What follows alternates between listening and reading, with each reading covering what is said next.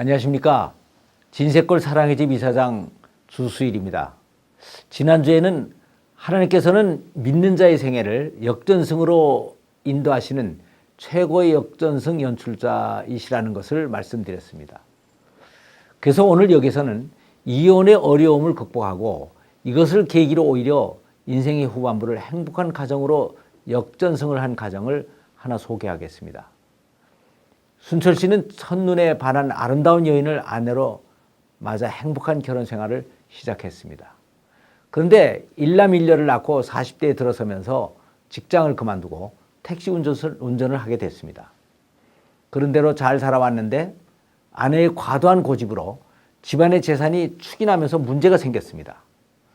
그것은 아내가 헌 아파트를 팔고 새 아파트로 이사를 가자고 고집을 부렸던 것입니다. 남편은 지금 사는 곳은 곧 재개발이 될 가능성이 있으니까 좀 불편하더라도 조금만 참고 그대로 지내자고 했습니다. 그러나 아내가 고집을 부리는 바람에 결국 아파트를 팔고 말았는데 팔자마자 재개발 결정이 나서 아파트 값이 1억 원이나 올랐습니다. 그런데 새 아파트는 바로 사지를 못하고 또 미루는 동안에 가격이 올라서 또 한 1,000만 원 이상 손해를 봤습니다. 그리고 순철 씨가 3년 동안의 일반 택시 운전 기간을 채우고 바로 개인 택시를 사겠다고 했는데 그걸 왜 사느냐고 고집을 부려서 2년을 미루다가 결국 2천만 원이나 프리미엄을 더 주고 사야만 했습니다. 이렇게 계속 물질적인 손해를 보다 보니까 그동안의 아내의 말을 들어준 것이 후회가 됐고 아내가 미워지기 시작을 했습니다. 그래서 말다툼이 심해졌고 아내를 막 대하기 시작을 했는데 이렇게 남편의 사랑을 잃어버린 아내는 40대 후반에 들어서서 우울증이 시작이 됐고 이런 것을 잘 모르던 남편은 아내를 더욱 욱박지르면서 방치해서 어느 날 아내가 느닷없이 자살을 하게 됐습니다. 그래서 크게 후회를 했지만 이미 온 가족들이 다 상처를 받은 후였습니다. 그래서 본인도 무기력증과 불면증으로 신경과 약을 먹으면서 살고 있었습니다. 인생 전반부에 생각지도 못한 꼴을 먹고 삶을 포기하기에 이르렀던 것입니다. 그런데 이 괴로움을 위로받기 위해서 우연히 싱글 크리스천 모임에 참석을 하게 됐습니다. 그러다가 여기에서 순영이라는 여인을 만나게 되었습니다. 순영 씨의 인생은 또 이런 것이었습니다. 아들이 7살과 9살인 30대 초반의 남편을 잃고 홀로 됐습니다. 그러나 두 아이를 길러야 된다는 책임감에 직업전선에 뛰어들어서 막리를 가리지 않고 했는데 다행히 남대문의 아동복 시장에 자리를 잡고 경제적인 안정을 찾았습니다. 20년이 넘도록 고생한 끝에 아이들을 잘 길러서 딸은 시집을 보내고 아들은 대학을 졸업시켜서 독립을 시켰습니다. 그리고 50대 초반인 자신을 돌아보면서 이제도 앞으로 30년을 더 살아야 될 텐데 이제 무엇을 하면서 살지 하는 생각을 하게 됐습니다. 그래서 자신의 인생을 찾으려고 싱글 크리스천 모임에 참석을 하게 됐는데 여기서 만난 사람이 바로 순철 씨였습니다.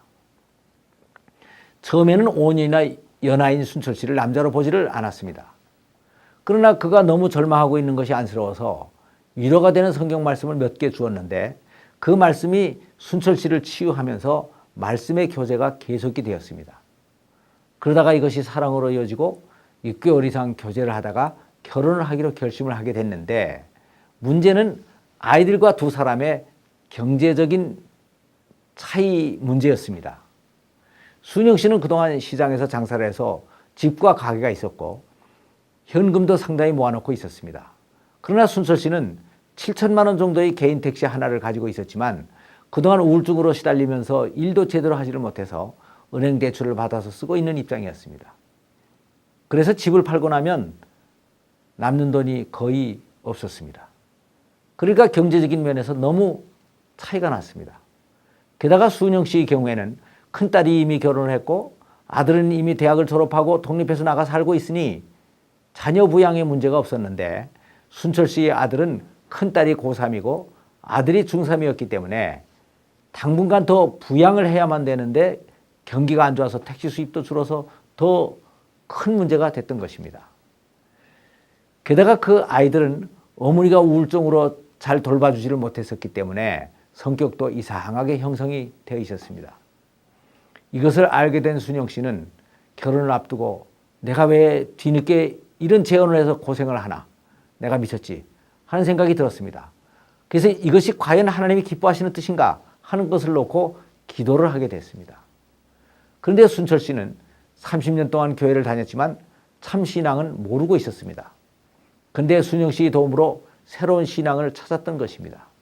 그리고 5년이나 위인 자기를 여자로 사랑해주는 순철 씨를 보면서 순영 씨는 혼자 된 이후 아이들을 기르느라고 20년이 넘게 잃어버렸던 자기 속의 여성을 찾게 됐던 것입니다. 그리고 그녀는 남은 인생을 어디 선교지에 가서 선교사를 도와야겠다는 생각까지도 했던 터였습니다. 그래서 그녀는 그렇다면 이 가정의 선교사로 들어가서 이 남자만이 아니고 아이들까지 세 사람의 인생을 건져내자.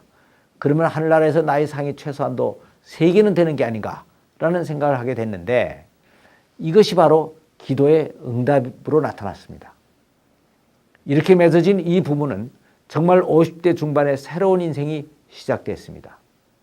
그래서 일단 순철 씨의 집을 팔아서 빚을 갚아 이자를 없애고 순철 씨의 세 가족이 이제 순영 씨의 집으로 들어와서 합치기로 했습니다.